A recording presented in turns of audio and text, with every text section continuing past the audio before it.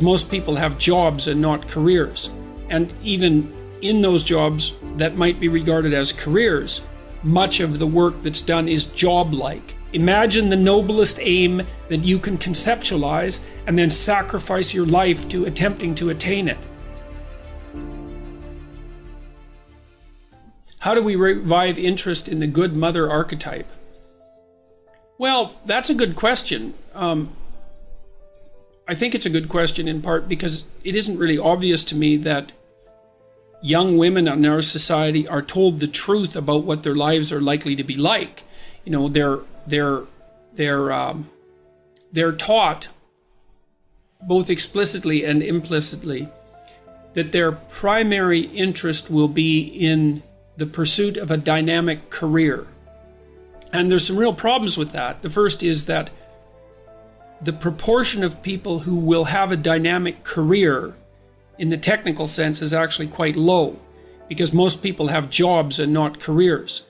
And even in those jobs that might be regarded as careers, much of the work that's done is job-like. I mean, the reason that people pay you to have a job is often because you're required to do things that you wouldn't do if you weren't being paid. And so we glamorize the role of career and confuse jobs with careers and assume that most people are going to end up with high-end careers. And then we also assume that most people, even those who are qualified to have high-end careers, are actually the sort of people who would like to have high-end careers if they could. And that's also often not true. So, for example, I've worked very intensely with a large population of female lawyers, usually partners at large law firms, very, very successful women, usually very attractive, very intelligent, extraordinarily conscientious, and the sort of people who were outstanding in high school and then outstanding as undergraduates and then aced law school and then did their articling perfectly and then became associates and then eventually entered the partner stream in a large law firm and then became partners. And a huge proportion of them wake up around 30, somewhere between 30 and 32, and notice their 65-hour days and the incredibly competitive environment that they happen to be in, and the fact that the demands of their career are only going to accelerate as they move forward. I mean, they're going to make a lot of money, but the demands on their time of their career are only going to accelerate as they move forward, and decide quite rapidly that that's maybe not what they want. And the reason for that is they also would like to have a life. They'd like to have a relationship that they could attend to, and they'd like to have children. And the simple truth of the matter is that it's very, very difficult to have a truly high-end career and have an important relationship and have children, especially if there are two of you trying to pursue that at the same time. It's very difficult. And it's difficult to have a high-end career, period. And it's also difficult to have a fully functional family. Trying to combine those sorts of things makes people who are, I mean, I've seen people do it, but man, they push themselves right to their limits. And they usually have limits that exceed the limits of typical people. So one of the things we could do, for example, to revive interest in the good mother archetype is to stop telling lies to young women about what their life is likely to be like. Because my experience has been, and you might think I'm old-fashioned, although I don't really think I am, by the way. I think I'm actually quite current, and I pay a lot of attention to what's going on around me. And my experience has been overwhelmingly that high-caliber women decide in their 30s that relationship and family is the most important thing in their life.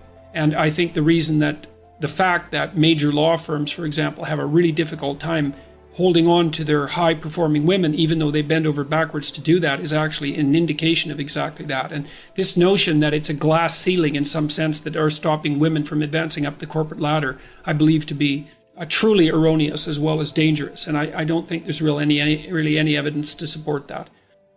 Someone, Annette Adler, says, I have also done better in a lot of things due to your kicks in the ass. Yeah, well, I mean, that's great, Annette. I'm thrilled to hear that. Part of it, you see, the thing about disciplining someone, let's say, is that when you, and I see this very clearly when I'm talking to young people, is that I'm really on the side of the person that wants to do something positive with their life, to make their own life better, because I think that's where you should start. You should start by maximizing the quality of your own life. That's not a selfish thing, or if it is, it's the right kind of selfishness. And that you should figure out how to do that in a way that's of benefit to your friends and your family and your community. And you should take that deadly seriously. And the reason you should do that is because that just makes life better for everyone.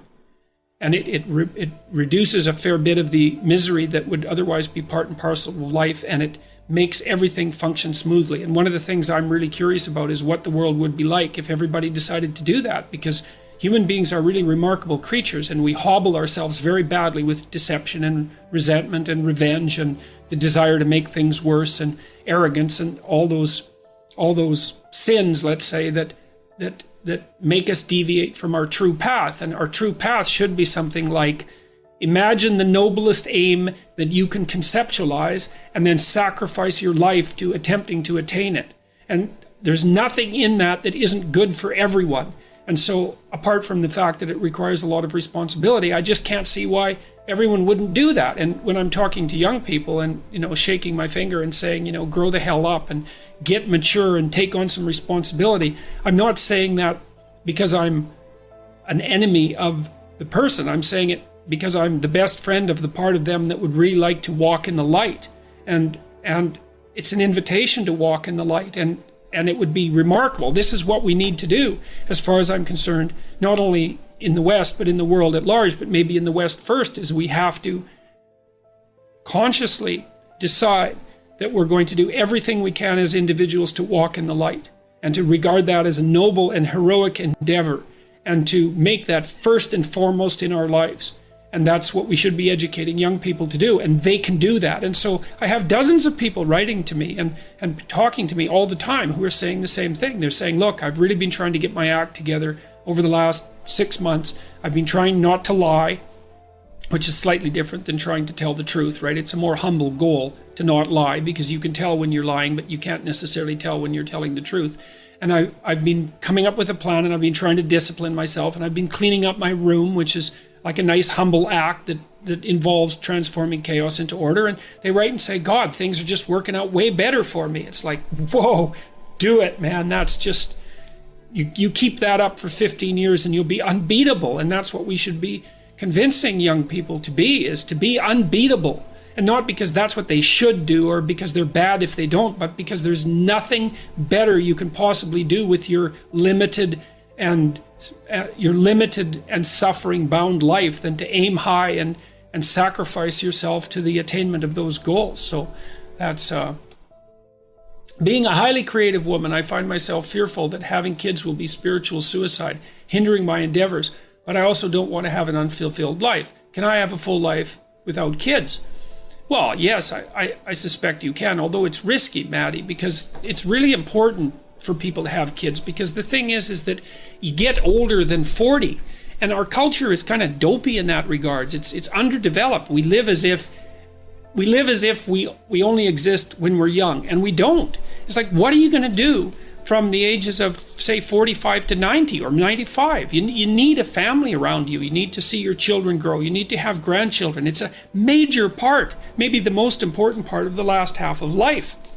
Now, you said, being a highly creative woman, I find myself fearful that having kids will be spiritual suicide. Well, that's the part of your question that I would really address, because I would say, well, don't let them be spiritual suicide.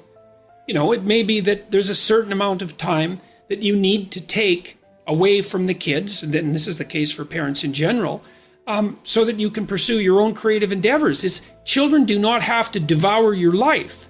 In fact, if you let them devour your life, then you'll hate them and you'll mistreat them. And so what you want to do is to set yourself up so that you can have children and have a life.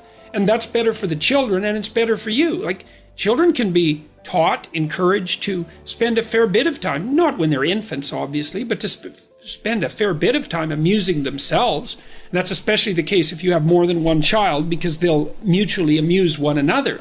It's actually easier in some ways to have more than one child, because with one child, you're constantly amusing the child. But with 2 or 3, then they're off in their little, club, especially if you can stop them from developing sibling rivalry that's too intense, and they can monitor themselves. So the trick is, if you're a highly creative woman, is be disagreeable enough so that you can carve yourself out your own space, so that you don't come to resent your children. And you're afraid of that. You're afraid that, it looks like, you're afraid that if you give yourself to children, there'll be nothing left for you. And that can happen if you have children who have terrible health problems, for example, but you can't protect yourself against those eventualities in life anyways. But I would say your best bet is to be a more selfish mother. And believe me, I've had more clients who were ruined by mothers who were too unselfish than I've had clients who were ruined by mothers who were too selfish. So you need to be there when the kids need you, but you shouldn't be there any more than is necessary. So Adam Watts says, I feared having kids for the same reason. I'm a full-time pro artist. You make your own normal, said my therapist. JP is speaking the truth. Yeah, well, that's the thing. Don't be thinking that you can't organize your life when you have children. The thing about modern people is that they're terrified of children. And it's because they regard children as if they're miniature tyrants. And they can be, of course, because anyone will tyrannize over you if you allow them to. Perhaps not anyone, but virtually anyone. Why not regulate your children's behavior? I wrote a chapter in my new book called Don't Let Your Children Do Anything That Makes You Dislike Them. And that's like really serious advice. It's like if you allow your children to conduct themselves around you in a manner that makes you dislike them, if you're being honest, if you're paying attention to the shadow side of yourself that can be aggressive and destructive, then if you allow your children to do things that make you dislike them, then having children is going to mess up your life. But you don't have to do that. You actually have a tremendous amount of control over the quality of your relationship with your children, and also the manner in which you choose to disperse your time. And I mean,